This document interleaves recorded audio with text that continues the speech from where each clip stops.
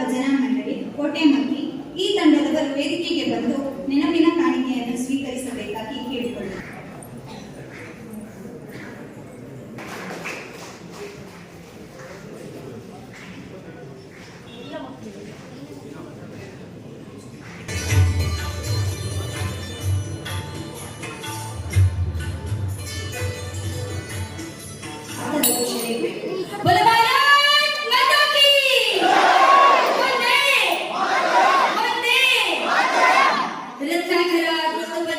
ಧರ್ಮಯ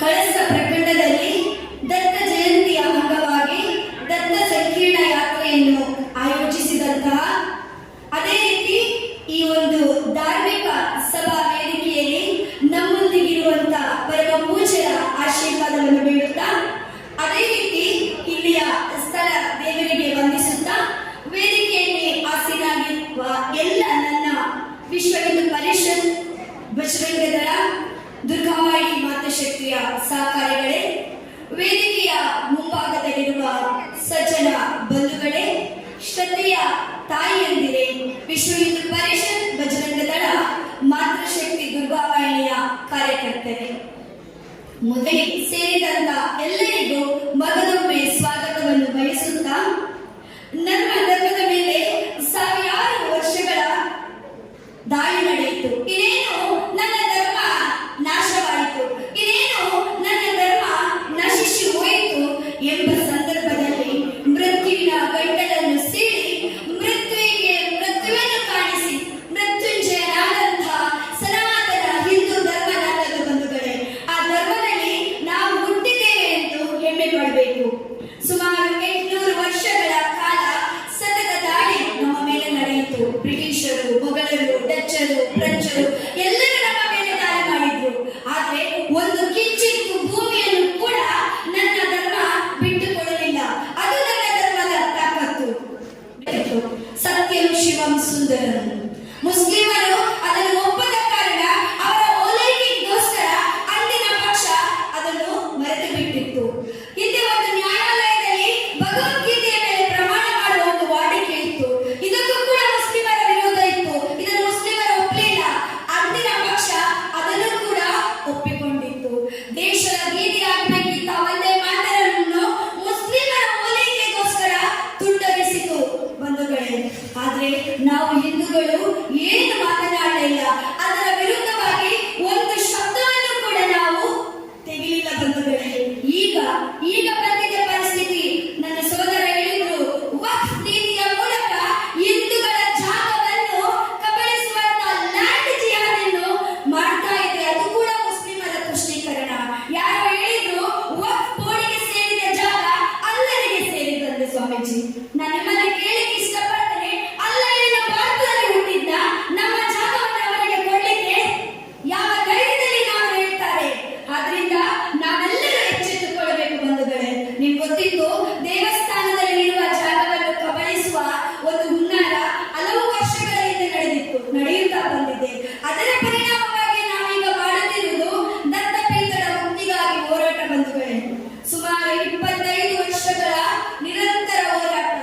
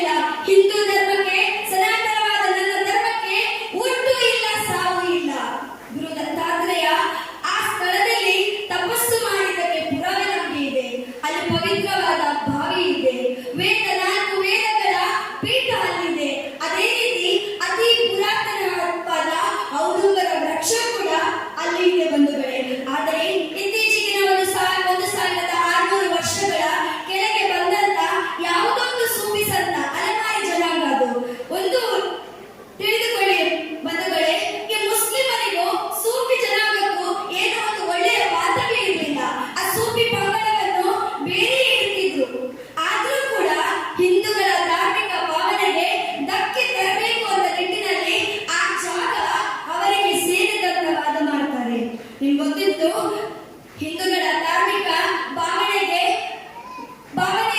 ಕೆರಳಿಸುವಂತ, ಅದಕ್ಕೆ ಧಕ್ಕೆ ತರುವಂತ ಅನೇಕ ಕೆಲಸಗಳು ಆಗ್ತಾ ಇದೆ.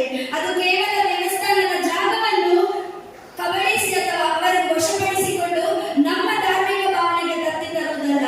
ಮೊನ್ನೆ ಯಾವುದೋ ಒಂದು ವಾಟ್ಸಪ್ ಅಲ್ಲಿ ನಾನು ನೋಡಿದೆ, ಯಾವನೋ ಒಬ್ಬ ಹೇಳ್ತಾನೆ, ಇನ್ನು ಕೆಲವೇ ವರ್ಷಗಳಲ್ಲಿ ರಾಮ ಮಂದಿರವನ್ನು ಕೆಡವಿ ಅಲ್ಲಿ ಬಾಬರಿ ಮಸೀದಿ ಅನ್ನು ಕಟ್ತಾನಂತ. ನಾನು ಹೇಳಲಿಕ್ಕೆ ಇಚ್ಛೆ ಪಡ್ತೇನೆ, ಅವನ ಅಪ್ಪನಿಂದ ಕೂಡ ಇದು ಸಾಧ್ಯ ಇಲ್ಲ. ರಾಮ ಮಂದಿರ ಏನು, ರಾಮನ ಮಂದಿರಕ್ಕೆ ಒಂದು ಗೆರೆ ಬಿಟ್ಟರೂ ಕೂಡ ರಾಮನ ಸೇವಕನಾದ ಆಂಜನೇಯನನ್ನು ಮುಂದಿಟ್ಟುಕೊಂಡು ಕೆಲಸ ಮಾಡುವ ಬಜರಂಗಿಗಳ ಪಡೆ ನಮ್ಮಲ್ಲಿದೆ.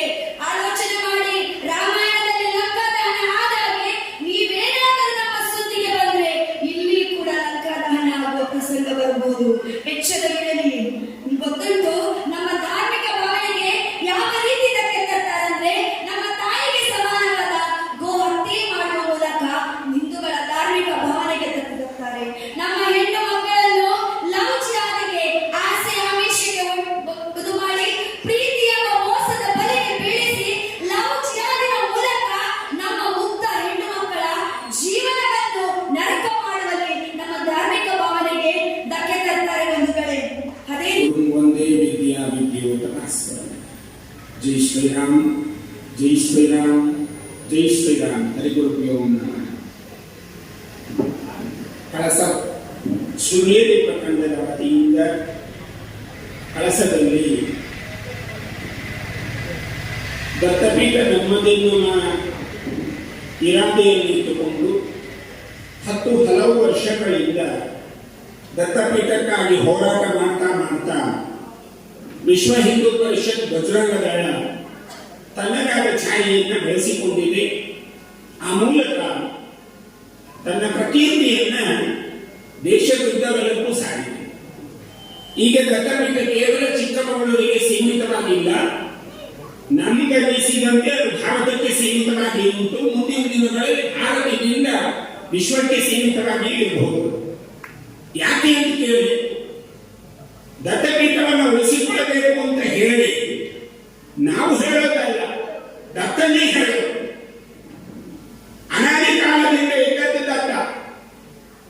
ಈಗ ಅಲ್ಲಿ ಬ್ಯಾರಿಯ ಗೋರಿ ಬಂದಿದೆ ಅಂದ್ರೆ ಯಾಕೆ ಬ್ಯಾರಿಯ ಗೋರಿಯಲ್ಲಿ ಬಂತು? ಯಾಕೆ ಬರಬೇಕು ಬ್ಯಾರಿಯ ಗೋರಿ?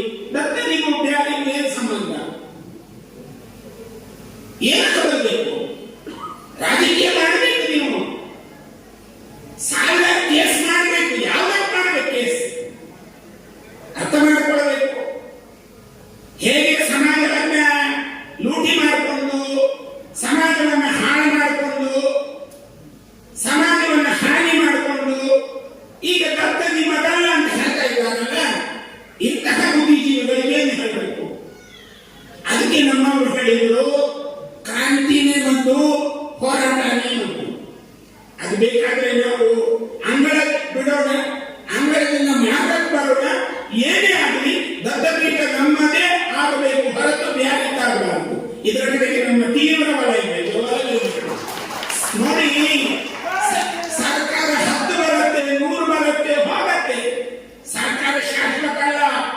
ನಾವು ನಮ್ಮ ಹಿರಿಯವರಿಂದ ಉಪಾಸನೆ ಮಾಡಿಕೊಂಡು ಬಂದ ದತ್ತ ನಮ್ಮವ, ಇವತ್ತಿಗೂ ನಮ್ಮವ, ಹಿಂದಿಗೂ ನಮ್ಮವ, ನಾಳೆಗೂ ನಮ್ಮವ, ಭವಿಷ್ಯತ್ತಿಗೂ ನಮ್ಮವ. ಇದರ ಬಗ್ಗೆ ನಮಗೆ ಕಾಳಜಿ ಇರಬೇಕಷ್ಟೇ. ವಕ್ಫು ಅಂತ ಹೇಳಿದ್ರು ಆಗಲಿಲ್ಲ, ನಮ್ಗೆ ಅದರ ಬಗ್ಗೆ ಅರ್ಥವೇ ಆಗಿಲ್ಲ. ವಕ್ಫ್ ಅಂದ್ರೆ ಏನು?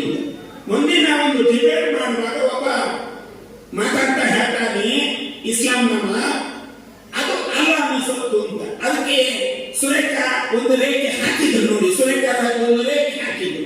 ಅವ ಇಂದಿನವನಲ್ಲ, ಭೂಮಿ ಅವನಿಗೆ ಹೇಗಾಗೋದು? ಇದು ಬಹಳ ಸೂಕ್ಷ್ಮ ವಿಷಯ. ಈಗ ನನಗೆ ಅರ್ಥ ಆಗುತ್ತೆ, ಅವ ಇಲ್ಲಿ ಅವನಲ್ಲ, ಮತ್ತೆ ಈ ಭೂಮಿ ಅವನಿಗೆ ಹಾಕೋದು. ಇಲ್ಲಿ ಅವನಿಗೆ 5 ಸೆನ್ಸ್ ಭೂಮಿ ಸರ್ಕಾರ ಕೊಡಲ್ಲ, 3 ಸೆನ್ಸ್ ಕೊಡಲ್ಲ, 1.5 ಸೆನ್ಸ್ ಕೊಡಲ್ಲ ಸರ್ಕಾರ, ಮತ್ತೆ ಅವನಿಗೆ ಹೇಗೆ ಕೊಡುತ್ತೆ? ಆಶ್ಚರ್ಯ ವಿಷಯ. ಅಂದ್ರೆ ಕಬಳಿಸಬೇಕಾದ್ರೆ ಹೇಗಾದ್ರೂ ಕಬಳಿಸ್ತಾರೆ. ಶ್ರೀಕಂಠೇಶ್ವರ ಕಳಶೇಶ್ವರ ಸ್ವಾಮಿ ನಮ್ಮ ದೇವರು, ಹೌದಲ್ಲ? ನಮ್ಮ ದೇವರು. ಆ ದೇವರನ್ನ ಅನಾದಿ ಕಾಲ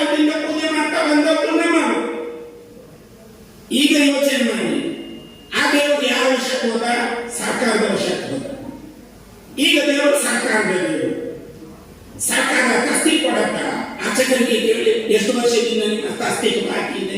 ಭಾಗ್ಯಲಕ್ಷ್ಮಿ ಹಾಗಾಗಿದೆ, ಗೃಹಲಕ್ಷ್ಮಿ ಹಾಗಾಗಿದೆ. ನಾಳೆ ಚುನಾವಣೆ ಬರಲಿ ಕೆಲಸಕ್ಕೆ ತಕ್ಷಣ 3 ತಿಂಗಳಿಗೆ ಒಟ್ಟಿಗೆ ಅಂದ್ರೆ ಓಟ್ ಬರಬೇಕಲ್ಲ. ಈ ದುಸ್ಥಿತಿ ಕಳಶೇಶ್ವರ ಸ್ವಾಮಿಗೆ ಬಂದಿದೆ ಅಂತಂದ್ರೆ ಹಿಂದೂ ಸಮಾಜ ಯೋಚನೆ ಮಾಡ್ತಾ ಇದೆಯಾ? ಇದ್ರ ಬಗ್ಗೆ ಕಿಂಚಿತ್ತಾದ್ರೂ ನಾವು ಆಲೋಚನೆ ಮಾಡಬೇಕಲ್ಲ. ಬಹಳ ವರ್ಷಗಳಿಂದಲೂ ಹೇಳ್ತಾ ಇದ್ದೇವೆ, ನಮ್ಮ ದೇವಸ್ಥಾನವನ್ನ ಸರ್ಕಾರದಿಂದ ಮುಕ್ತಿ ಮಾಡಿ ನಮ್ಮವರಿಗೆ ಕೊಡಿ, ನಮ್ಮದು ನಡೆಸಲಿಕ್ಕೆ ಸಾಧ್ಯತೆ ಇದೆ, ನಮ್ಮವರು ನಡೆಸ್ತಾರೆ, ಆ ತಾಕತ್ತು ಹಿಂದೂ ಸಮಾಜಕ್ಕಿದೆ. ಯಾಕೆ ನಮ್ಮ ದೇವಸ್ಥಾನವನ್ನ ಸರ್ಕಾರ ನಡೆಸಬೇಕು? ಆಯ್ತಪ್ಪ, ಕಳಶೇಶ್ವರ ಸ್ವಾಮಿಯನ್ನು ಸರ್ಕಾರ ನಡೆಸಿಕೊಳ್ತದಲ್ಲ, ಆಯ್ತು. ಇದು ಒಂದಷ್ಟು ಮಸೀದಿ ಚರ್ಚಿಗಳೆಲ್ಲ ಇದೆಯಲ್ಲ, ಅದನ್ನು ನೀವೇ ನಡೆಸಿಕೊಳ್ಳಿ ಅಂತಾರೆ. ಅವರಿಗೊಂದು ಕಾನೂನು, ನಮಗೊಂದು ಕಾನೂನು. ಯಾವ ದೇಶದ ಒಳಗೆ ನಾವಿದ್ದೇವೆ? ಯಾವ ದೇಶ ಇದು? ದೇಶ ಹಿಂದೆ ಬ್ರಿಟಿಷರ ಕಾಲದಲ್ಲಿ ಈ ದೇಶ ಇಂಡಿಯಾ, ಈಗ ಭಾರತ, ಈಗ ಇಂಡಿಯಾ ಅಲ್ಲ, ಇದು ಭಾರತ. ಭಾರತವಾಗಿ ಉಳಿಯಬೇಕು. ಸನ್ಮಾನ್ಯ ಈ ದೇಶದ ಘನವೆತ್ತ ಪ್ರಧಾನಮಂತ್ರಿಗಳು ನರೇಂದ್ರ ಮೋದಿಜಿ ಹೇಳಿದ್ರಲ್ಲ, ಏನ್ ಹೇಳಿದ್ರು? ಏಕ್ ತೋ ಸಿರ್ಫ್ ಏಕ್. ನಾವು ಒಕ್ಕಲಿಗ, ಲಿಂಗಾಯತ, ಬ್ರಾಹ್ಮಣ, ಬಿಲ್ಲವ, ಬಂಟ ಅಂತ ವಿಂಗಡಣೆ ಆಗುವುದನ್ನು ನಿಲ್ಲಿಸಿಬಿಟ್ಟು ನಾನೊಬ್ಬ ಹಿಂದೂ, ನಾವೆಲ್ಲ ಹಿಂದೂ ಅಂತ ಬರೋಣ, ತನ್ನಷ್ಟಕ್ಕೆ ಇದೆಲ್ಲ ಕಳೆದು ಹೋಗುತ್ತೆ. ಏಕ್ ತೋ ಸೇಫ್. ನಾವು ಒಟ್ಟಿಗಿದ್ದಾಗ ಮಾತ್ರ ಸೇಫ್, ಇಲ್ಲದಿದ್ರೆ ಈಗ ಕಳಶೇಶ್ವರ ಸ್ವಾಮಿ ಬಹಳ ಚೆನ್ನಾಗಿದ್ದಾರೆ ಅಂತ ಭಾವಿಸಿಕೊಂಡ್ರೆ ಸಂಖ್ಯೆ ಕಡಿಮೆ ಇದೆ ಅವರು. ನಾಳೆ ಬಾಂಗ್ಲಾದ ಹಾಗೆ ಸಂಖ್ಯೆ ಹೆಚ್ಚಾಗಿ ನಾವೆಲ್ಲಿಯಾದರೂ ಅಲ್ಪಸಂಖ್ಯಾತರಾಗಿ ಬಿಟ್ಟರೆ ಬಾಂಗ್ಲಾದ ಪರಿಸ್ಥಿತಿ ನೋಡಿ. ಏನು ಒಬ್ಬ ಹಿಂದೂ ಧ್ವನಿ ಅಂತ ಹಾಕಿಲ್ಲ. ಏನು ಇಸ್ಕಾನ್ ಅವರು ಹೋದ್ರಲ್ಲ, ಇಸ್ಕಾನ್ ಅವರು ಏನು ಬಾಂಗ್ಲಾವನ್ನು ಗುತ್ತಿಗೆ ತಗೊಂಡು ಹೋದ್ರ? ಇಲ್ಲ, ಅಲ್ಲಿ ಸೇವೆ ಮಾಡಬೇಕು ಅಂತ ಹೋದ್ರು. ಏನ್ ಸೇವೆ ಮಾಡಿದ್ರು? ಇಸ್ಕಾನ್ ರಿಪೋರ್ಟ್ ತೆಗೀರಿ. ಯಾವ ಅಲ್ಲಿಯ ಧರ್ಮೇಸಿ ಹೇಳ್ತಾನಲ್ಲ, ಒಬ್ಬ ಅಥ್ಲೇಟ್, ಒಬ್ಬ ಕ್ರೀಡೆಯವ ಯೂನುಸ್, ಅವನ ಸರ್ಕಾರ ಇವತ್ತು ದರಿದ್ರ ಸರ್ಕಾರ ಬಾಂಗ್ಲಾದಲ್ಲಿ. ಅವ ಅಥ್ಲೇಟ್ ಆಗಿ ಭಾರತಕ್ಕೆ ಬಂದಿದ್ದವ ಯೂನುಸ್. ಅವನಿಗೆ ಗೊತ್ತಿರಬೇಕು ಭಾರತದ ಸ್ಥಿತಿ ಹೇಗೆ, ಭಾರತ ನಾವು ಏನು ಅಂತ ಗೊತ್ತಿರಬೇಕಿತ್ತು ಅವನಿಗೆ. ಆ ಧರ್ಮೇಸಿಗೆ ಭಾರತ ಏನು ಅಂತ ಗೊತ್ತಿಲ್ಲ. ಅವನು ಬಹಳ ಆಡ್ತಾ ಇದ್ದಾನೆ. ನಿನ್ನೆ ಹೋಗಿ ಕಳ್ಳನಿಗೆ ಕಳ್ಳನ ಸಂಘ ಅಂತ ಹೇಳಿದ ಹಾಗೆ ಆ ಧರ್ಮೇಸಿ ಹೋಗಿ ಪಾಕಿಸ್ತಾನದ ಪ್ರಧಾನಮಂತ್ರಿಯನ್ನು ಭೇಟಿ ಮಾಡ್ತಾನೆ. ಎಂತ ದುಸ್ಥಿತಿ! ಅವ ಇವತ್ತು ಲೆಕ್ಕ ಕೊಡ್ತಾನೆ. ವಿದೇಶಾಂಗ ಮಂತ್ರಿಗಳು ಒಂದು ಟ್ವೀಟ್ ಮಾಡಿದ್ರು ಬಾಂಗ್ಲಾಕ್ಕೆ, ಅವನು ಲೆಕ್ಕ ಕೊಡ್ತಾನೆ. ಎಂತ ಪಟ್ಟಿದ್ದಾರೆ ಅವ. ಆ ಲೆಕ್ಕ ಏನ್ ಕೊಡ್ತಾನೆ ಗೊತ್ತಾ? ಹಿಂದೂಗಳ ಮೇಲೆ ಇಷ್ಟು ದಾಳಿ ಆಯಿತು ಅಂತ ಲೆಕ್ಕ ಕೊಡ್ತಾನೆ. ಎಂತಹ ದುಸ್ಥಿತಿ! ನಾಳೆ ಇದೇ ಪರಿಸ್ಥಿತಿ ಭಾರತದೊಳಗೆ ಬಂದ್ರೆ ಹೇಗೆ ನಾವು ಬದುಕೋದು? ಯಾವ ರೀತಿಯಲ್ಲಿ ನಾವು ಬದುಕೋದು? ಈಗಲೇ ನಾವು ಅರ್ಥ ಮಾಡಿಕೊಳ್ಬೇಕು. ನಮ್ಮ ಸಂಖ್ಯೆ ಕುಸಿತಾ ಇದೆ, ನಮ್ಮ ಸಂಖ್ಯೆ ಕಡಿಮೆ ಆಗ್ತಾ ಇದೆ ತಾನೆ. ಸ್ವಾತಂತ್ರ್ಯ ಬರುವಾಗ ಹೇಗೆ ನಾವಿದ್ದೇವೆ, ಸ್ವಾತಂತ್ರ್ಯ ನಂತರ ನಾವು ಹೇಗಿದ್ದೇವೆ, ಹಿಂದೂಗಳು ಎಲ್ಲಿದ್ದೇವೆ ಎನ್ನುವುದ್ರ ಬಗ್ಗೆ ಯೋಚನೆ ಮಾಡಿ. ಸವಲತ್ತೆಲ್ಲ ಅವರಿಗೆ, ಸವಲತ್ತೆಲ್ಲ ನಮಗೂ ಸಿಗೋದಿಲ್ಲ. ಒಂದು ವೇಳೆ ಸವಲತ್ತು ನಮಗೆ ಸಿಗುವುದಿದ್ದರೆ ಸುಮಾರು 14 ಎಕರೆಯಿಂದ ಮೇಲೆ ಕಳಶೇಶ್ವರ ಸ್ವಾಮಿಯ ಭೂಮಿ ಇತ್ತು. ಇತ್ತ ಗೊತ್ತಿದೆಯಾ ನಿಮಗೆ? ತೆಗೀರಿ, ಆರ್ಟಿಸಿ ತೆಗೀರಿ, 3 ಆರ್ಟಿಸಿ ತೆಗೀರಿ. ಈಗ ನಮ್ಮ ಆರ್ಟಿಸಿ ಕಾಲಂ ಖಾಲಿ ಇದೆ ಅಂತ ನಾಳೆ ವಾಪಸ್ ಬಂದು ಅದರೊಳಗೆ ನುಸುಳುತ್ತೆ. ಇದೇನು 1947-48 ಇಸವಿಯ ವಿಷಯ ಅಲ್ಲ, 2017-18 ಇಸವಿಯ ವಿಷಯ. ಹುಬ್ಬಳ್ಳಿಯಲ್ಲಿ ಒಂದು ಅನ್ನದಾನೇಶ್ವರ ಮಠ ಇದೆ. ಆ ಮಠದ ಆಸ್ತಿಯ ಕಾಲಂ ಖಾಲಿ ಇತ್ತು. 2014 ಖಾಲಿ ಇತ್ತು ಕಾಲಂ. 2017 ವಕ್ಫ್ ಅಂತ ಬರುತ್ತೆ. ಹೇಗೆ ಬಂತು? ಅವ್ರು ಹೇಳ್ತಾರೆ ವಕ್ಫಿನ ಭೂಮಿ ಅಲ್ಲ ಭೂಮಿ ಅಂದ್ರೆ ದಾನ ಕೊಟ್ಟಿದ್ದು. ಅವರಿಗೆ ಮಕ್ಕಳಿರಬಾರದು, ಅವರಿಗೆ ಸಂತತಿ ಇರಬಾರದು, ಅವರಿಗೆ ಯಾರೂ ಇರಬಾರದು. ಅಂತಹ ಭೂಮಿಯನ್ನು ಅವರು ದೇವರಿಗೆ ಕೊಡಲಿ. ಯಾರು ಅಂತಾರೆ ನಮ್ಮ ಭೂಮಿ ಅವರಿಗೆ ಹಾಕಿ. ಅವರು ಈಗಾಗಲೇ ಹೇಳ್ತಾರೆ ನಮ್ಮ ಮೇಲೆ ಹರಂ ಅನ್ನುವ ಜಾತಿ ಈ ಊರಿನಲ್ಲಿ ಇದೆ ಅಂತಂದ್ರೆ ಅವರನ್ನ ಹರಮಿಯಾಗಿ ಹೊರಗೆ ಹಾಕಬೇಕು. ಈ ಕೆಲಸ ಹಿಂದೂಗಳು ಮಾಡಲೇಬೇಕು. ನಾವು ಅದನ್ನು ಮಾಡಿಲ್ಲ ಅಂದ್ರೆ ಹರಂ ಮತ್ತೆ ಹರ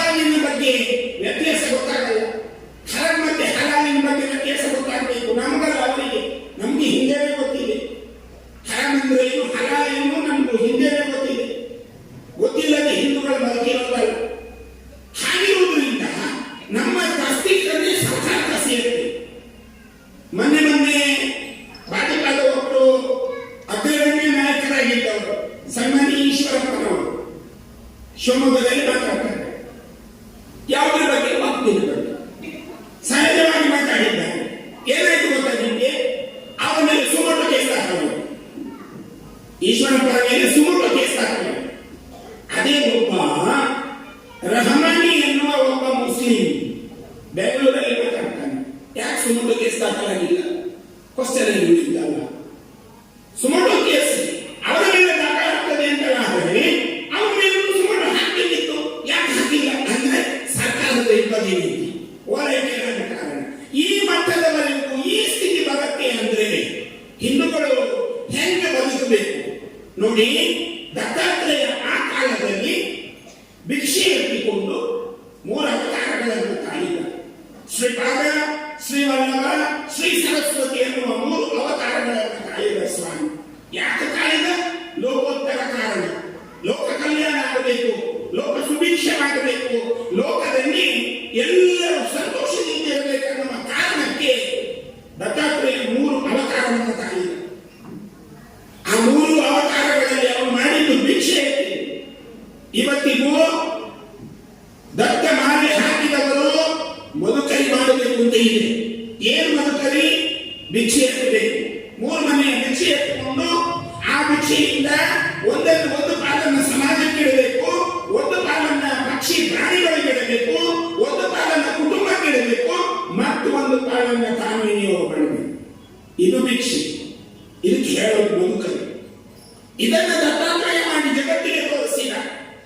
ದತ್ತ ಮೂಲತಃ ಅವತಾರ, ಸಾಮಾನ್ಯ ನಮ್ಮ ಹಾಗೆ ಸಂತಾನ.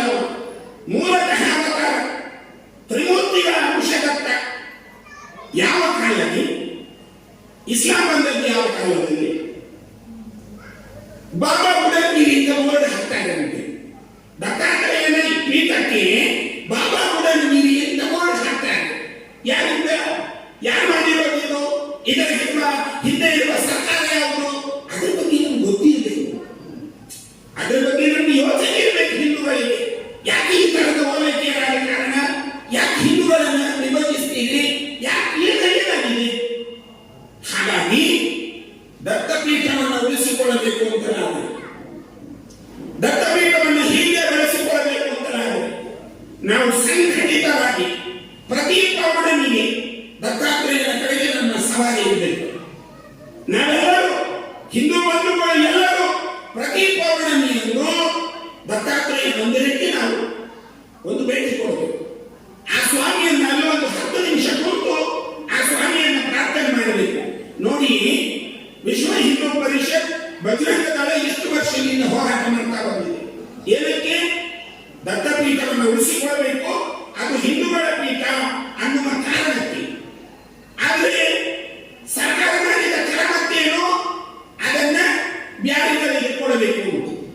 ವಿಶ್ವ ಹಿಂದೂ ಪರಿಷತ್ತಿನ ಹೋರಾಟದ ಪ್ರತಿಫಲ ಕೊಡಲಿಕ್ಕೆ ಆಗಲಿಲ್ಲ. ಈಗ ಹಿಂದೂ ಅರ್ಚಕರನ್ನು ನೇಮಕ ಮಾಡಿದ್ದಾರೆ. ಅಲ್ಲಿ ಬಾಬಾ ಬುಡನ್ಗಿರಿ ಅಂತ ಒಬ್ಬ ಕಾದ್ರಿಯನ್ನು ನೇಮಕ ಮಾಡಿದ್ರು. ಆ ಕಾದ್ರಿ ಅವನ ಕೆಲಸವನ್ನು ಮಾಡಬೇಕು. ಅವನ ಕೆಲಸ ಏನು? 5 ವಕ್ತ ನಮಾಜ್ ಮಾಡೋದು, ಅದೆಲ್ಲ ಒಂದು ಬಾಕಿ ಹಾಕೋದು, ಅವರದೆಲ್ಲ ಇದೆ. ಮಾಡಿ ಏನು ಅಂದರೆ ಹಿಂದೂಗಳು ಬರುತ್ತಲ್ಲ, ಇವು ತೀರ್ಥ ಕೊಡಲಿಕ್ಕೆ ಶುರು ಮಾಡಿದ. ಇದೀ ಅವರು ಇವು ತೀರ್ಥ ಕೊಡಲಿಕ್ಕೆ ಶುರು ಮಾಡಿದ. ಒಂದು ಕಟ್ಟೆಯಲ್ಲಿ ನೀರು ಹಾಕಿ, ಒಂದು ಸೌಟ್ ಹಾಕಿ, ಆ ಸೌಟಲ್ಲಿ ನೀರು ಕೊಡಲಿಕ್ಕೆ ಶುರು ಮಾಡಿದ್ದಾರೆ. ಇದು ಹರವಲ್ಲೇನು? ಅವರಿಗೆ ಇದು ಹರ ಅಂತ ಗೊತ್ತೇ ಆಗಿಲ್ಲ. ಆ ಹರ ಕೆಲಸ ಅಲ್ಲಿ ಬಂದು ಮಾಡ್ತಾರೆ. ಯಾತ್ರಿ ಸ್ಥಳ ಅಂತ ಹೇಳ್ತದೆ ಸರ್ಕಾರ. ಏನ್ ಯಾತ್ರಿ ಸ್ಥಳ? ಹಾಳು ಮಾಡಲಿಕ್ಕ. ಇವತ್ತು ನಾವು ಕಳಸಕ್ಕೆ ಬಂದು ಈ ಪುಣ್ಯ ಮಣ್ಣು ಇದು. ನೀವು ಯೋಚನೆ ಮಾಡಿ, ಕಳಶ ಅಂದ್ರೆ ಸಾಮಾನ್ಯ ಮಣ್ಣಲ್ಲ, ಗಿರಿಜೆ ಶಿವನನ್ನು ಹೋಲಿಸಿದ ಮಣ್ಣಿದು. ಇವತ್ತಿಗೂ ಗಿರಿಜಾ ಕಲ್ಯಾಣ ಈ ಮಣ್ಣಿನಲ್ಲಿ ಆಗುತ್ತೆ. ಕಲಶೇಶ್ವರ ಸ್ವಾಮಿ ಅಂತಹ ಪ್ರಾಸಿದ್ಧಿಯನ್ನು ಪಡ್ಕೊಂಡಿದ್ದಾರೆ ಈ ಮಣ್ಣಿನಲ್ಲಿ. ಎಂತಹ ಪುಣ್ಯದ ಮಣ್ಣು! ಮಹರ್ಷಿಗಳು ತಪೋನಿರತರಾಗಿ ಈ ಮಣ್ಣಿಗೆ ಬಂದು ಈ ಮಣ್ಣಿನ ಚೈತನ್ಯ ಮಾಡಿದ ಭೂಮಿ ಇದು. 5 ಪಂಚತೀರ್ಥಗಳಿದ್ದಾವೆ ಈ ಮಣ್ಣಿನಲ್ಲಿ. ಇವತ್ತಿಗೂ ನಮಗೂ ರುದ್ರಪಾಲೆ ಕಾಣ್ತದೆ, ರುದ್ರನ ಸ್ಥಳ ಕಾಣ್ತದೆ. ಆದರೆ ಅಂತಹ ಕ್ಷೇತ್ರಗಳನ್ನೆಲ್ಲ ಮಲಿನ ಮಾಡುವ ಒಂದು ದುಸ್ಥಿತಿ ನಿರ್ಮಾಣ ಆಗ್ತಾ ಇದೆ. ಇದನ್ನು ಹಿಂದೂಗಳು ಕಣ್ಣೆತ್ತಿ ನೋಡುತ್ತಿದ್ದಾರೆ. ನಮ್ಮ ದೇವಸ್ಥಾನ, ನಮ್ಮ ಮಠ, ನಮ್ಮ ಮಂದಿರ, ನಮ್ಮ ಕ್ಷೇತ್ರ, ಇದರ ಬಗ್ಗೆ ನಾವು ಕಣ್ಣೆತ್ತಿ ನೋಡದಿದ್ದರೆ ಮುಂದೊಂದು ದಿನ ವಕ್ಫಲ್ಲ, ವಕ್ಫಿನ ಹಬ್ಬನ ಬಂದ ನಾವು ಬಿಟ್ರೆ ವಕ್ಫಲ್ಲ, ವಕ್ಫಿನ ಹಬ್ಬನ ಬಂದ. ನಾಳೆ ಸರ್ಕಾರದ ಇಲ್ಲಿ ಬಂದು ಭಾರತದನ್ನ ವೃತ್ತಿ ಹೇಳಿದೆ. ಸ್ವಲ್ಪ ಯೋಚನೆ ಮಾಡಿ, ನಮ್ಮ ಕಾಳಜಿ ಕಡಿಮೆ ಆಗೋದ್ರಿಂದ ಈ ದುಸ್ಥಿತಿಗಳು ನಿರ್ಮಾಣ ಆಗುವುದು. ನಮ್ಮ ಮನೆಯನ್ನು ನಾವು ಕೈ ಮಾಡಬೇಕು. ಲೌಕಿಕ ಬೆಳೆದ ಒಂದು ಕಾರಣ ಏನು ಗೊತ್ತಾ? ನಮ್ಮ ಮಕ್ಕಳ ಹತೋಟಿತನವನ್ನು ನಾವು ಕಳ್ಕೊಂಡಾದ್ರಿಂದ, ನಮ್ಮ ಮನೆಯ ಸಂಸ್ಕಾರವನ್ನು ನಾವು ಕಳ್ಕೊಂಡಾದ್ರಿಂದ. ಇದು ಕೇವಲ ಲೌಕಿಕ ಹಕ್ಕಿಗೆ ಸೀಮಿತ ಆಗಿಲ್ಲ, ಗೋಹತ್ಯೆಗೂ ಸೀಮಿತ ಆಗಲಿಲ್ಲ, ಅಥವಾ ಭೂಮಿಯನ್ನು ಕಬಳಿಸಿಕೊಳ್ಳಿಕ್ಕೂ ಸೀಮಿತ ಆಗಿಲ್ಲ. ಇಡೀ ಮೊನ್ನೆಯೊಬ್ಬ ಹೇಳ್ತಾನೆ, ಮೊನ್ನೆಯೊಬ್ಬ ಮಾತಾಡ್ತಾ ಹೇಳಿದ್ದು ಕೇಳಿಲ್ವ ನೀವು? ಯಾರಿಗೆ ಹೇಳಿದ್ದು? ಮಾತು ರಾಜಕೀಯ ಮಾತು ಹೇಳಿದ್ದೆ, ನಾವು ಎಲ್ಲವನ್ನು ಕೊಂಡ್ಕೊಳ್ತೀವಿ ಅಂದ್ರೆ ಆ ಮಟ್ಟಕ್ಕೆ ಇವರು ಬಂದಿದ್ದಾರೆ ಅಂತಂದ್ರೆ ನಾಳೆ ನಮಗೂ ಹೇಳಬಹುದು ನಿಮ್ಮನ್ನ ಖರೀದಿ ಮಾಡ್ತೇವೆ ಅಂತ. ಯಪ್ಪ, ನಿಮ್ಮ ಅಪ್ಪ ಬಂದ್ರೆ ನಮ್ಮನ್ನು ಖರೀದಿ ಮಾಡ್ಲಿಕ್ಕೆ ಆಗೋದಿಲ್ಲ. ಸ್ವಲ್ಪ ಸಾವಧಾನದಿಂದ ಮಾತಾಡಿ, ಬುದ್ಧಿಯನ್ನು ಸ್ವಲ್ಪ ಚೆನ್ನಾಗಿ ಇಟ್ಕೊಂಡು ಮಾತಾಡ, ಬುದ್ಧಿ ಕರ್ಕೊಂಡು ಮಾತಾಡ. ಈಗ ಎಲ್ಲರೂ ಅವಿವೇಕಿಗಳಂತೆ ಮಾತಾಡಿ ಶುರು ಮಾಡಿದ್ದಾರೆ. ಹಾಗಾಗಿ ಹಿಂದೂ ಸಮಾಜ ಸದೃಢತೆಯನ್ನು ಕಾಪಾಡಿಕೊಳ್ಳಬೇಕು, ಧರ್ಮದ ಕಡೆಗಿನ ಒಲವನ್ನು ಗಟ್ಟಿ ಮಾಡಿಕೊಳ್ಳಬೇಕು. ಸಂಘಟನೆ ಬೇಕು ನಮ್ಗೆ. ಗೊತ್ತಾ, ಒಂದು ವೇಳೆ ಸಂಘಟನೆ ಈಗಾಗಲೇ ಇರ್ತಿದ್ರೆ ಇವತ್ತಿನ ಪರಿಸ್ಥಿತಿ ನಾವು ಕಳಶದಲ್ಲಿ ಬಂದು ಆಶೀರ್ವಚನ ಮಾಡಲಿಕ್ಕೆ ಸಾಧ್ಯವೇ ಇರಲಿಲ್ಲ. ಸಂಘಟನೆ ಇದ್ದಾದ್ರಿಂದ ಇವತ್ತು ನಾವೆಲ್ಲ ಇಷ್ಟು ಗಟ್ಟಿ ಇದ್ದೇವೆ. ಇಲ್ಲದಿದ್ರೆ ಬೇರೆ ಬೇರೆ ರೀತಿಯಲ್ಲಿ ನಮ್ಮನ್ನು ಹಣಿಯಲಿಕ್ಕೆ ಪ್ರಯತ್ನ ಮಾಡ್ತಾರೆ. ಆದ್ರೆ ನಾವು ಕಿಂಚಿತ್ತು ಸೊಪ್ಪು ಹಾಕಲ್ಲ. ನಾವು ದೇವರು, ಧರ್ಮ, ದೇಶ ಇದರ ಕಡೆಗೆ ನಮ್ಮ ಒಲವು. ಅದರಲ್ಲಿ ಪ್ರಾಣ ಹೋಗಲು ನಾವೇನು ಸುಮ್ಮನೆ ಇರುವವರ. ನಮ್ಮ ಇತಿಹಾಸ ಹಾಗೆ, ನಮ್ಮ ಧರ್ಮ ಹೇಳಿದ್ದು ನಮಗೆ ಹಾಗೆ. ಏನು ತ್ಯಾಗಕ್ಕೆ ಅಮೃತತ್ವ ಮಾನಶು, ತ್ಯಾಗದಲ್ಲಿ ಸಿಗುವ ಅಮೃತ ಬೇರೆ ಯಾವುದರಲ್ಲೂ ಸಿಗಲ್ಲ. ಹಾಗಿರುವುದರಿಂದ ಹಿಂದೂ ಸಮಾಜ ಬಹಳಷ್ಟು ತ್ಯಾಗವನ್ನು ಮಾಡಿದೆ. ಚರ್ಚ್ ಇಲ್ಲದವರಿಗೆ ಚರ್ಚ್ ಕಟ್ಟಿ ಇಂಥ ಭೂಮಿಯನ್ನು ಕೊಟ್ಟಿದೆ, ಮಸೀದಿ ಇಲ್ಲದವರಿಗೆ ಮಸೀದಿ ಕಟ್ಟಿ ಇಂಥ ಭೂಮಿ ಕೊಟ್ಟಿದೆ. ಅದು ಹಿಂದುವಿನ ತ್ಯಾಗ. ಹಾಗೆಂತ ಹೇಳಿ ಹಿಂದೂ ಮನೆಯಲ್ಲಿದ್ದು ಅದನ್ನು ಕೊಟ್ಟಿದ್ದು. ನಾಳೆ ಮನೆಯಲ್ಲಿ ನಮ್ದು ಅಂತ ನೀವು ಒಳಗೆ ಹತ್ತೀರಿ ಅಂತಂದ್ರೆ ನಮ್ಮ ತಾಕತ್ತನ್ನು ನಾವು ಅಡವಿಸಿದ್ದಾರೆ. ಶಿವಾಜಿ ಅದನ್ನು ಮಾಡಿಲ್ಲ, ರಾಣಾ ಛತ್ರಸಾಲ ಮಾಡಿಲ್ಲ, ಸುಖದೇವ್, ರಾಜಗುರು ಅವರೆಲ್ಲ ಮಾಡಿಲ್ಲ. ಹೋರಾಟ ಮಾಡಿದ್ದು ಹಿಂದೂ ಧರ್ಮಕ್ಕಾಗಿ. ಹಾಗಾಗಿ ನಾವಿವತ್ತು ಹೋರಾಟ ಮಾಡುವ ಅನಿವಾರ್ಯತೆ ಬಂದರೆ ಹೋರಾಟಕ್ಕೆ ನಾವು ಸಜ್ಜಾಗಿ ಇರಬೇಕು ಅನ್ನುವ ಮಾತನ್ನು ನಿಮಗೆ ಹೇಳ್ತಾ, ದತ್ತಪೀಠವನ್ನು ಉಳಿಸಿಕೊಳ್ಳುವುದು ಮಾತ್ರವಲ್ಲ, ದತ್ತಾತ್ರೇಯನ ಭವ್ಯವಾದ ಒಂದು ಮಂದಿರವನ್ನ ಆ ಚಿಕ್ಕಮಗಳೂರಿನ ದತ್ತಪೀಠದಲ್ಲಿ ನಾವು ಪ್ರತಿಷ್ಠಾಪನೆ ಮಾಡುವವರೆಗೂ ನಾವುಗಳು ವಿರಮಿಸಬಾರದು. ಈ ಆಂದೋಲನ, ಈ ಹೋರಾಟ ಯಾವತ್ತೂ ಕೆಚ್ಚನೆಯಲ್ಲೇ ಇರಬೇಕು. ನಿಮಗೆ ಕಳಸಕ್ಕೂ ಮತ್ತು ನೀವು ನಮ್ಮ ದತ್ತಪೀಠಕ್ಕೂ ಹತ್ತಿರದ ಸಂಬಂಧ. ಹೇಳಿದ್ರು, ಏನ್ ಹೇಳಿದ್ರು? ಆ ಹೋರಾಟ ಮಾಡಿದ್ದ, ಆ ವ್ಯವಸ್ಥೆಯನ್ನು ನಿರ್ಮಾಣ ಮಾಡಿದವರ ಬಗ್ಗೆ ಹೇಳಿದ್ರು. ಇಲ್ಲಿಂದ ಅವರು ದತ್ತಪೀಠಕ್ಕೂ ಹೋಗಿ ಅಲ್ಲಿ ಸಂಕೀರ್ತನೆಯನ್ನು ಮಾಡಿ ಆ ಭೂಮಿಯ ದಾಖಲೆಗಳನ್ನು ತೆಗೆದು ಇದು ನಮ್ಮದು ಹೇಳಿದ್ರಂತೆ. ಅವರು ವಿಠಲ ವಿಠಲರಾಯ. ಹಾಗಾಗಿ ವಿಠಲರಾಯರು ಈ ಕಸುವನ್ನು ಮಾಡಿದ್ದಾರೆ ಅಂದ್ರೆ ಅವರಿಗೆ ಹಸಿವಿಲ್ಲ ಅಂತ ಮಾಡಿದ್ದಲ್ಲ, ಹಿಂದೂ ಸಮಾಜಕ್ಕೆ ಕಸುವು ಸಿಗಲಿ ಅಂತ ಮಾಡಿದ್ದವರು. ಹಾಗಾಗಿ ಅದನ್ನು ನಾವು ಉಳಿಸಿಕೊಳ್ಳುವ ಅಗತ್ಯ ಇದೆ, ಅದನ್ನು ನಾವು ಬೆಳೆಸಿಕೊಳ್ಳುವ ಅಗತ್ಯ ಇದೆ. ಆ ಕ್ಷೇತ್ರವನ್ನ ನಾವು ಮುಂದಿನ ದಿನಗಳಲ್ಲಿ ಹಿಂದೂಗಳ ವಿಶೇಷ ಶ್ರದ್ಧೆಯ ಪ್ರಾಣ ಎನ್ನುವ ರೀತಿಯಲ್ಲಿ ಇವತ್ತಿನ ಕೇದಾರ ಇದೆ, ಇವತ್ತಿನ ಕಾಶಿಯ ವಿಶ್ವನಾಥನ ಮಂದಿರ ಇದೆ. ಅದು ಹೇಗೆ ಇವತ್ತು ವಿಜೃಂಭಿಸ್ತಾ ಇದೆ, ಅಯೋಧ್ಯೆಯ ರಾಮ ಹೇಗೆ ವಿಜೃಂಭಿಸ್ತಾ ಇದ್ದಾನೆ, ಹಾಗೆಯೇ ಚಿಕ್ಕಮಗಳೂರಿನಲ್ಲಿ ದತ್ತಾತ್ರೇಯ ವಿಜೃಂಭಿಸಬೇಕು. ಅಲ್ಲಿಯವರೆಗೆ ನಾವು ವಿರಾಮ ಕೊಡಬಾರದು. ಈ ದೃಷ್ಟಿಯಿಂದ ಸಂಕೀರ್ತನ ಯಾತ್ರೆಯನ್ನು ಮಾಡಿ ಹಳ್ಳಿ ಹಳ್ಳಿಯನ್ನು ಜಾಗೃತಿ ಮಾಡೋದು, ನಗರ ಪೇಟೆ ಕೊತ್ತಲಗಳನ್ನ ಜಾಗೃತಿ ಮಾಡೋದು, ಆ ಮೂಲಕವಾಗಿ ಹಿಂದೂ ಸಮಾಜದ ಸಂಸ್ಕಾರ ಮತ್ತು ಸಂಸ್ಕೃತಿಗಳನ್ನ ಜೀವಂತಗೊಳಿಸುವ ಕೆಲಸ ಕಳಶದಲ್ಲಿ ಆಗಿದೆ. ಇವತ್ತು ಕಳಶೇಶ್ವರ ಸ್ವಾಮಿಗೆ ಅರ್ಚನೆ ಮಾಡಬೇಕು, ಅದಕ್ಕೆ ತಸ್ತೀಕು ಬಂದಿಲ್ಲ. ಆ ತಸ್ತೀಕು ಬಂದಿಲ್ಲ ಅಂತ ನಾನೇನು ಸುಮ್ಮನೆ ಇಲ್ಲ ಅಂತ ಅನ್ನಿಸ್ತದೆ. ದಾಸೋಹ ನಿತ್ಯ ನಡೀತಾ ಇದೆ, ಅದನ್ನು ಹಿಂದೂ ಬಂಧುಗಳು ಮಾಡ್ತಾನೆ ಇದ್ದೀರಿ. ಆದರೆ ಒಂದು ನೆನಪಿಟ್ಕೊಳ್ಳಿ, ಮೊನ್ನೆ ಒಂದು ಆದೇಶವನ್ನು ಮಾಡಿದ್ದಾರೆ. ಏನು ಆದೇಶ? ಖಬರಸ್ಥಾನಕ್ಕೆ ಭೂಮಿಯನ್ನು ಕೊಡಬೇಕು, ಕಬರಸ್ಥಾನಕ್ಕೆ ಭೂಮಿಯನ್ನು ಕೊಡಬೇಕು ಸರ್ಕಾರ.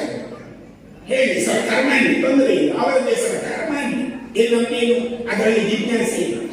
ಆದ್ರೆ ಏನು ಹೇಳಿದ್ರು ಗೊತ್ತಾ, ಕೊಡುವಾಗ ಸರ್ಕಾರದ ಭೂಮಿ ಇಲ್ಲದಿದ್ದರೆ ಖರೀದಿ ಮಾಡಬೇಕು ಅಂತ ಹೇಳಿದ್ದಾರೆ. ಕಳಶೇಶ್ವರ ಸ್ವಾಮಿಯ ಸುಮಾರು 14-15 ಎಕರೆ ಭೂಮಿಯಲ್ಲಿ ಈಗ 2 ಎಕರೆ ಉಂಟ ಇಲ್ಲ, ನನಗಂತೂ ಗೊತ್ತಿಲ್ಲ, ನಿಮ್ಗೆಲ್ಲ ಗೊತ್ತಿರಬೇಕು. 10 ಎಕರೆಗೂ ಕಳೆದು ಹೋಗಿದ ಗೊತ್ತಿಲ್ಲ. ಆದ್ರೆ ನೀವು ಎಚ್ಚರಿಕೆಯಿಂದ ಇರಬೇಕು.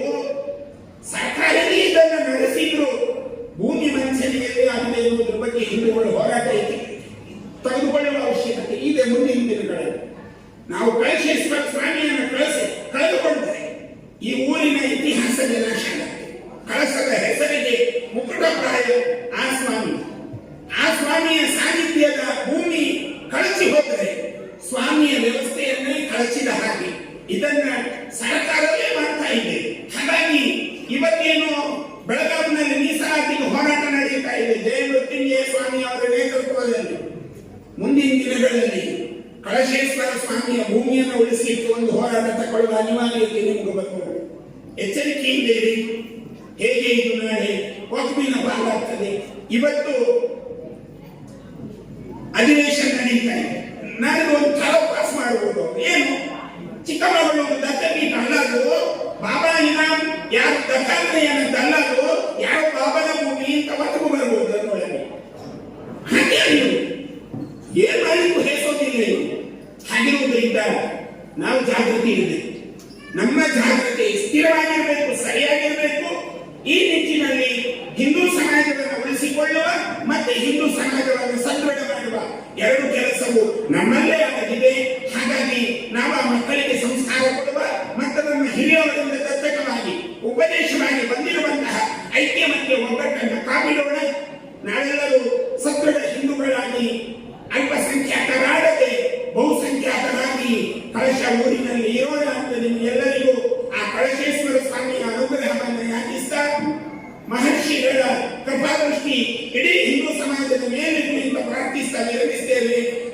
ಭಾರತ್ ಮಾತಾಗಿ ಏನ್ ಸಾಲು ಏನ್ ಗೊತ್ತಾ, ನಮ್ಗೆ ಇವತ್ತು ಏಕಾದಶಿ ಗೀತಾ ಜಯಂತಿಯನ್ನು ಶ್ರೀಕೃಷ್ಣ ಉಪದೇಶ ಮಾಡಿದ ಪಾಠ ಏನು ಗೊತ್ತಾ, ಸರ್ವಧರ್ಮಾನ್ ಪರಿತ್ಯಜ್ಯ ಮಾಮೇಕಂ ಶರಣಂ ವೃಜ ಅಹಂ ತ್ವಾ ಸರ್ವ ಪಾಪೇಭ್ಯೋ ಮೋಕ್ಷಯಿಷ್ಯಾಮಿ ಮಾ ಶುಚಃ. ಕೃಷ್ಣ ಹೇಳಿದ ಧರ್ಮಗಳನ್ನು ವಿವೇಚನೆ ಮಾಡಬೇಡ, ನೇರ ನನ್ನ ಕಡೆಗೆ ಬಂದ್ಬಿಡು, ನಾನು ನಿನ್ನನ್ನು ಸಲಹೆಯಲ್ಲಿ ಅಂತ ಅರ್ಜುನನನ್ನು ಉಪದೇಶವಾಗಿ ಹೇಳಿದ. ಇವತ್ತು ಕೃಷ್ಣನ ಜಯಂತಿ, ಅರ್ಥಾತ್ ಗೀತಾಚಾರ್ಯನ ಜಯಂತಿ, ಅರ್ಥಾತ್ ಗೀತಾ ಜಯಂತಿ. ಭಗವದ್ಗೀತೆಯ 18 ಅಧ್ಯಾಯಗಳು ಮನುಷ್ಯನ ಉನ್ನತಿಯನ್ನು ಬಯಸ್ತದೆ. ಬಾಂಗ್ಲಾದಲ್ಲಿ ಇಸ್ಕಾನ್ನ ಚಿನ್ಮಯ ಕೃಷ್ಣದಾಸರು ಮಾಡಿದ್ದು ಆ ಕೆಲಸ ಏನು, 18 ಅಧ್ಯಾಯಗಳುಳ್ಳ ಭಗವದ್ಗೀತೆಯನ್ನು ಮನೆ ಮನೆಗೆ ತಲುಪಿಸಿ ನೀವೆಲ್ಲರೂ ಭಗವದ್ಗೀತೆಯನ್ನು ವಾಚಿಸಿ. ಧರ್ಮೇಶ್ ಏನ್ ಹೇಳ್ತಾನೆ ಗೊತ್ತಾ, ಬಾಂಗ್ಲಾದವ ಭಯೋತ್ಪಾದಕ ಸಂಸ್ಥೆ ಅಂತ ಹೇಳ್ತಾನೆ. ಅವರ ಮೇಲೆ ರಾಷ್ಟ್ರದ್ರೋಹ ಕೇಸ್ ಹಾಕಿದ್ದಾರೆ. ಮುಟ್ಟಾಳನಿಗೆ ರಾಷ್ಟ್ರದ್ರೋಹ ಯಾವುದು, ಸಾಮಾನ್ಯ ಕಾನೂನು ಯಾವುದು ಗೊತ್ತಿಲ್ಲ, ಆ ಸ್ಥಿತಿಯಲ್ಲಿ ಮಾಡಿಬಿಟ್ಟಿದ್ದಾರೆ. ನಾವು ಸುಮ್ಮನಾಗಿ ಬಿಟ್ಟರೆ ನಾಳೆ ನಮ್ಮ ಮೇಲೂ ಇದನ್ನೇ ಮಾಡಬಹುದು. ಹಾಗಾಗಿ ನಿಮ್ಮ ಎಚ್ಚರಿಕೆ ಹೇಗಿರಬೇಕು, ಸಂಖ್ಯೆ ಕಡಿಮೆಯಲ್ಲಿ ಬಲ ತಪ್ಪದೆ, ಸಂಖ್ಯೆ ಹೆಚ್ಚಾದರೆ ಬಲ ಗಟ್ಟಿ ಇರ್ತದೆ. ನಮ್ಮ ಸಂಖ್ಯೆ ಕುಸಿತವಾಗದಂತೆ ನಾವು ಸದೃಢರಾಗಿ ಸಮೃದ್ಧರಾಗಿ ಬೆಳಗುವ ಅವಶ್ಯಕತೆ ಇದೆ. ಭಾರತ್ ಮಾತಾಗಿ ನಮ್ಗೆ ಏನ್ ಗೊತ್ತಾ, ಈ ವೇದಿಕೆಗೆ ಬಂದ್ರು, ಈ ಸನ್ನಿವೇಶದಲ್ಲಿ ಬಂದ್ರು, ನಯನ ಓದಿದ್ದಂತಲ್ಲ ಅಂತ ಮಾತುಕತೆ ಮಾಡೋದು ನಾವು. ನಯನ ಓದಿದ್ರೆ ಆ ಮನೆಯ ತಾಯಿಗೆ ಕಸಿರಿಸಿ, ಆ ಕಸಿರಿಸಿಯನ್ನು ಇಲ್ಲಿ ತಂದು ಮಾತಾಡ್ತೀವಿ. ಇನ್ನು ಯಾರ್ಯಾರ ವಿಷಯವನ್ನು ಇಲ್ಲಿ ಯೋಚನೆ ಮಾಡ್ತೀವಿ. ನಾವು ನಮ್ಮ ಮನೆಯ ವಿಷಯವನ್ನು ಯೋಚನೆ ಮಾಡುವುದರ ಜೊತೆಗೆ ನಮ್ಮ ಹೆಣ್ಣು ಮಕ್ಕಳು, ನಮ್ಮ ಗಂಡು ಮಕ್ಕಳು ಯಾರ ಜೊತೆ ಸಂವಹನದಲ್ಲಿದ್ದಾರೆ, ಯಾರ ಜೊತೆ ಸಂಪರ್ಕದಲ್ಲಿದ್ದಾರೆ. ನನ್ನ ಮಗ ಶಾಲೆಗೆ ಹೋಗ್ತಾನೆ, ಮೊಬೈಲ್ ಇಟ್ಕೊಂಡಿದ್ದಾನೆ, ಮಾತಾಡ್ತಾ ಇದ್ದಾನೆ, ನಾನು ಸುಮ್ಮನೆ ಇರಬಾರ್ದು. ಇಸ್ಮಾಯಿಲ್ನ ಜೊತೆ ಮಾತಾಡ್ತಾನ, ಅಬೂಬಕ್ಕರ್ನ ಜೊತೆ ಮಾತಾಡ್ತಾನ, ಮೊಹಮ್ಮದ್ನ ಜೊತೆ ಮಾತಾಡ್ತಾನ. ಸ್ವಲ್ಪ ಯೋಚನೆ ಇದೆ. ಇದ್ರ ಬಗ್ಗೆ ನೀವೇನು ಅಸಹ್ಯ ಕಾಲ್ಬೇಡಿ, ಯೋಚನೆ ಮಾಡಿ. ನಮ್ಮ ನಯನ, ನಮ್ಮ ಸುಷ್ಮಿತಾ ಅಥವಾ ನಮ್ಮ ರಶ್ಮಿತಾ ಆಸಿಯಾನ ಜೊತೆ ಮಾತಾಡ್ತಾ ಇದ್ದಾಳ, ಜೊತೆ ಮಾತಾಡ್ತಾ ಇದ್ದಾಳ ಎನ್ನುವುದ್ರ ಬಗ್ಗೆ ವಿಚಾರಿಸಿ, ಮನೆಯಲ್ಲಿ ವಿಚಾರಿಸಿ, ವಾರದಲ್ಲಿ ಒಂದು ದಿನ ಒಟ್ಟಿಗೆ ಬಳಿಸಿಕೊಂಡು ಊಟ ಮಾಡಿ ಆ ಮಕ್ಕಳ ಕಷ್ಟ ಸುಖ ಕೇಳಿ. ನಾವೆಲ್ಲ ಒಟ್ಟಿಗೆ ಇದ್ದಾಗ ಮಳೆ ಜಾಸ್ತಿ ಇರ್ತದೆ, ಮನೆಯಲ್ಲೂ ಕೂಡ ಭಜನೆ ಆಗೋದಿಲ್ಲ. ನೆರೆಕರೆ ಯಾರೋ ನೀರು ಮಾಡುವ ಒಂದು ಅಕ್ಕ ನಿಮ್ಗೆ ಸಾಲಿ ಕೊಡ್ತೇನೆ ಅಂತ ಹೇಳುವ ಪರಿಸ್ಥಿತಿ ಬರೋದಿಲ್ಲ. ಬರದು ಕೂಡಲೂ ಕೂಡ ಇದಕ್ಕೆ ನಾವು ಎಚ್ಚರಿಕೆಯಿಂದಿರಬೇಕು. ನಾಳೆ ಗುಜರಿ ಪೊಲೀಸರಿಗೆ ರಾತ್ರಿ ನಿದ್ದೆ ಇಲ್ಲ, ಚಡ್ಡಿಗೆ ಹುಡುಕುವುದೇ ಕೆಲಸ. ಚಡ್ಡಿಗೆ ಹಿಡಿದ್ರು ಪೊಲೀಸರು. ಈಗ ಪ್ಯಾಂಟ್ ಗ್ಯಾಂಗ್ ಬಂದಿದೆ, ಯಾವ ಗ್ಯಾಂಗ್ ಗೊತ್ತಿಲ್ಲ. ದಿನ ಪೇಪರ್ ಓದಿದ್ರೆ ಅದೇ ಹೆಸರುಗಳಿರ್ತಾರೆ. ಆ ಗ್ಯಾಂಗಿನ ಹೆಸರುಗಳಿಗೆ ಶುರುವಾಗಿದೆ. ಎಚ್ಚರಿಕೆಯಿಂದ ಇರೋಣ. ನಾಳೆ ಸೀರೆ ಮಾರುವ ನೆಪದಲ್ಲಿ ನಮ್ಮನ್ನೇ ನಾವು ಹೊದಿಕೆ ಹಾಕೊಳ್ತೇವಲ್ಲ, ರಗ್ಗು ಮಾರುವ ಹೆಸರಲ್ಲಿ, ಚಿನ್ನ ತೊಳೆದುಕೊಳ್ತೇವೆ ಅಂತ ಹೇಳುವ ಹೆಸರಲ್ಲಿ ನಮ್ಮ ಮನೆಯಲ್ಲಿ ಯಾಮಾರಿಸಬಹುದು. ಆ ಕಡೆಗೆ ಎಚ್ಚರಿಕೆ ಇದೆ. ಯಾರು ಬರ್ತಾರೆ ಯಾರು ಹೋಗ್ತಾರೆ ಕಾಳಜಿ ಇದೆ. ನಮ್ಮೆಲ್ಲ ಒಂದು ಸಿಸಿಟಿವಿಯನ್ನು ಹಚ್ಚೋಣ, ಅದರ ಗತಿ ಇದೆ. ಸಿಸಿಟಿವಿ ಬೇಕು. ಯಾವ ಸಿಸಿಟಿವಿ? ನಮ್ಮೊಳಗೊಬ್ಬ ದೇವರಿದ್ದಾರೆ, ಆ ಸಿಸಿಟಿವಿ ಕಟ್ಟಿರಬೇಕು. ಆ ದೇವರನ್ನು ನಮ್ಮ ಮನೆಯೊಳಗೆ ಇಟ್ಕೊಂಡು ನಾವೆಲ್ಲರೂ ಭಜನೆ ಇತ್ಯಾದಿಗಳನ್ನು ಮಾಡಬೇಕು. ಮಕ್ಕಳಿಗೆ ನಾವು ಇಲ್ಲಿ ಕೊಟ್ಟೆವು. ಆ ಭಜನೆಯ ಬಗ್ಗೆ ನಾವು ಹೆಣಗ ಮಾಡ್ತಾ ಇದ್ದಾರೆ. ಇದ್ರ ಬಗ್ಗೆ ಜಾಗೃತಿ ಇರಬೇಕು. ಅಂದ್ರೆ ಈಗ ಎಲ್ಲದರಲ್ಲೂ ಒಂದು ಟೂಲ್ ಕಿಟ್ ಗ್ಯಾಂಗ್ ಬಂದಿದೆ. ಎಲ್ಲ ಕಡೆ ಟೂಲ್ ಕಿಟ್. ಆ ಟೂಲ್ ಕಿಟ್ ಎಲ್ಲವರಿಗೆ ಹಾಳು ಮಾಡ್ತಾ ಇದೆ, ಸಮಾಜದಲ್ಲಿ ನಾಶ ಮಾಡ್ತಾ ಇದೆ. ಇದರ ಬಗ್ಗೆ ಎಚ್ಚರಿಕೆಯಿಂದ ಇರಬೇಕು. ಇದಕ್ಕಾಗಿ ಒಂದು ಕ್ಷಣ ಮೊಬೈಲ್ ಬದಿಗಿಡಿ, ಮನಸ್ಸನ್ನು ಏಕಾಗ್ರ ಮಾಡಿ ನಮ್ಮ ಕಳಸವನ್ನು ಉಳಿಸಬೇಕು. ಈ ಕಳಸ ಸ್ವಚ್ಛವಾಗಿದೆ, ಏನ್ ಟೆನ್ಷನ್ ಇಲ್ಲ, ಬಹಳ ಚಂದವಾಗಿದೆ. ಈ ಚಂದ ಭವಿಷ್ಯಕ್ಕೂ ಇರಬೇಕು. ನಮ್ಮ ಸಂಖ್ಯೆಯಲ್ಲಿ ಅದು ಕುಸಿತ ಬಂದಿದೆ.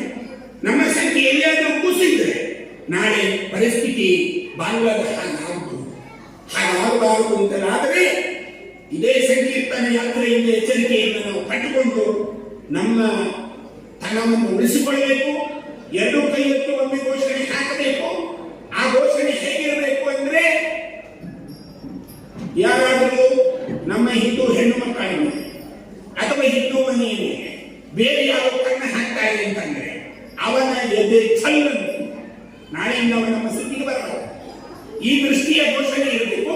ಕುಲ ಭಾರತ್ ಮಾತಾ ಕಿ, ಕುಲ ಭಾರತ್ ಮಾತಾ ಕಿ, ಭಾರತ್ ಮಾತಾ ಕಿ.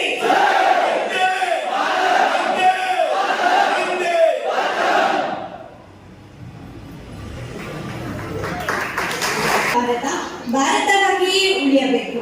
ಅದಕ್ಕಾಗಿ ನಾವೆಲ್ಲರೂ ಹಿಂದುವಾಗಿ ಒಟ್ಟಾಗಿರಬೇಕು ಎಂದು ತಮ್ಮ ಆಶೀರ್ವಚನ ನೀಡಿದ ಪೂಜ್ಯ ಗುರುಗಳಿಗೆ ಧನ್ಯವಾದ.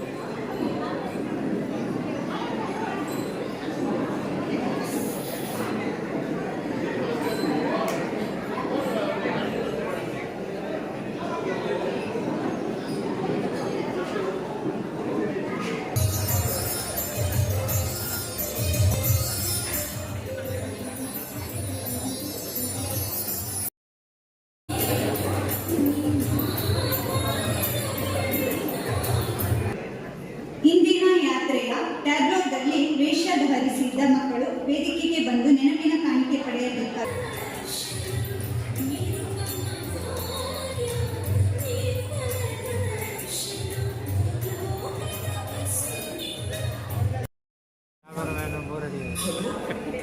ಚೇರ್ ಹಾಕೊಳ್ರಿ ಚೇರ್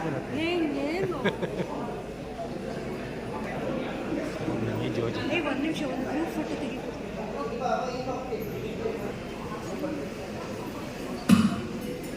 ಅಲ್ಲ ನಿಂತ್ಕೊಳ್ಳಿ.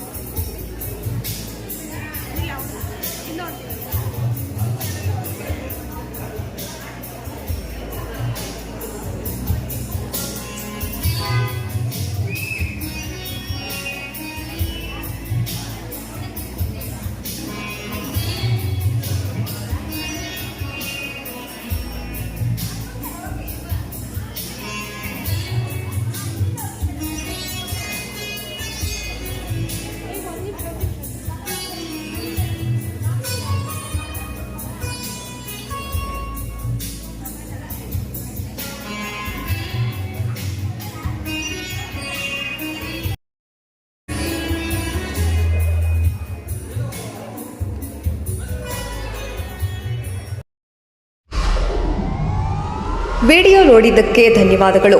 ಮುಂದಿನ ವಿಡಿಯೋದಲ್ಲಿ ಸಿಗೋಣ. ಕ್ಷಣ ಕ್ಷಣದ ಸುದ್ದಿಗಾಗಿ ವೀಕ್ಷಿಸಿ ನ್ಯೂಸ್ ಕರ್ನಾಟಕ, ಸದಾ ನಿಮ್ಮ ಜೊತೆ.